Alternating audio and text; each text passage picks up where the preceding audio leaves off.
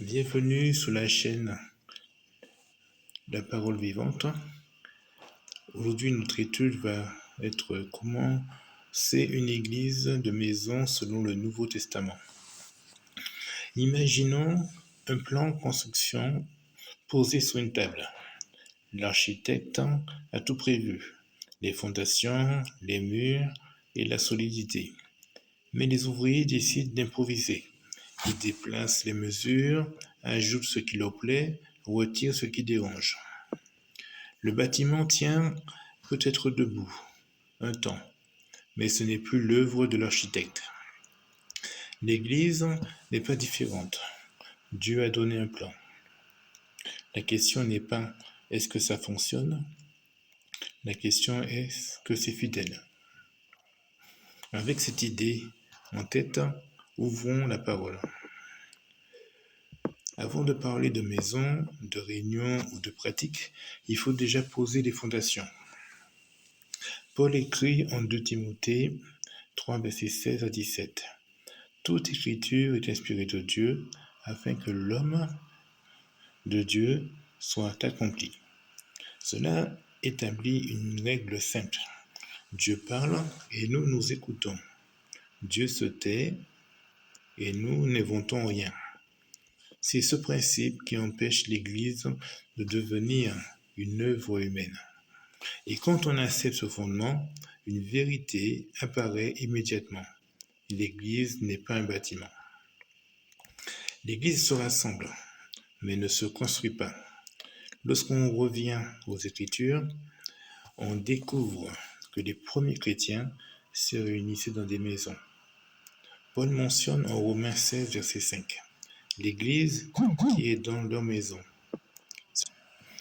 Cela signifie que l'Église existe là où des croyants obéissants se rassemblent. Pas là où il y a un enseignant, pas là où il y a une organisation. Une maison suffit si la vérité y demeure. Mais cela amène une question logique. Qui peut réellement commencer une telle assemblée? Jésus répond lui-même en Matthieu 18, verset 20. Là où 2 ou 3 sont assemblés en mon nom, je suis au milieu d'eux.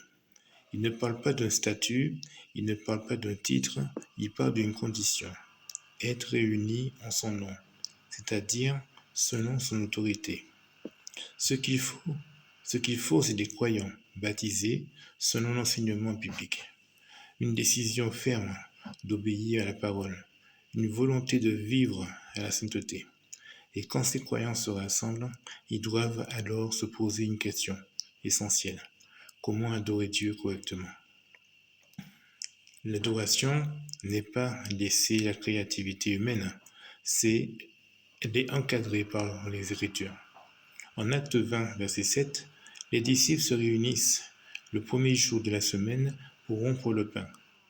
Cela nous montre une adoration régulière, structurée et consciente.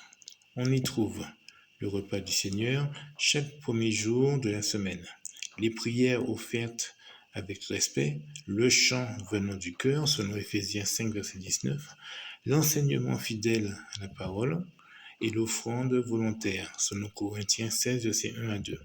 Rien de spectaculaire, rien de charnel, mais tout est spirituel. Et quand l'adoration est conforme à la volonté de Dieu, l'ordre dans l'assemblée devient indispensable.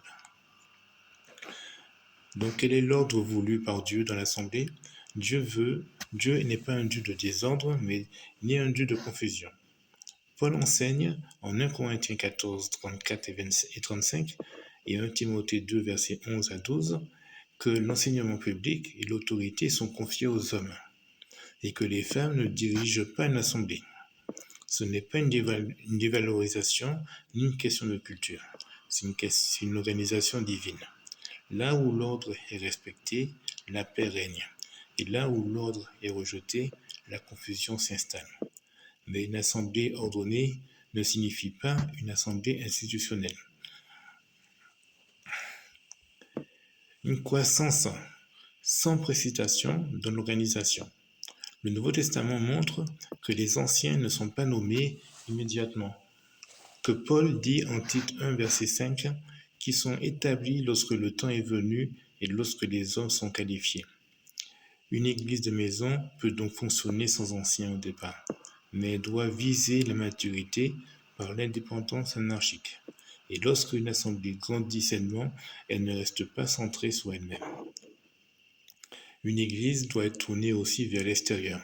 En acte 5, verset 42, elle dit que les disciples enseignaient chaque jour, de maison en maison. L'évangélisation n'est pas un programme, c'est une conséquence naturelle. Enseignement clair, appel à la repentance, la foi en Jésus-Christ, le baptême pour la rémission des péchés, pour le pardon des péchés. Et le but n'est pas de grossir, le but est de former des disciples fidèles. Mais pour rester fidèle, il faut aussi savoir ce qu'il faut refuser. Donc, dans une église de maison, peut perdre aussi sa fidélité si elle est copie sous les modèles institutionnels, si elle tolère l'erreur pour préserver la paix et évite la discipline spirituelle selon 1 Corinthiens 5, et cherche l'approbation des hommes.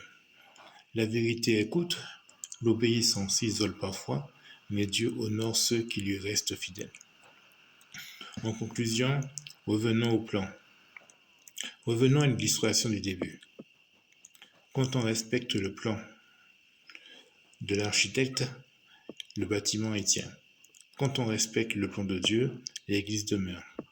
Commencer une église de maison, selon le modèle du Nouveau Testament, ce n'est pas innover, c'est revenir à l'essentiel.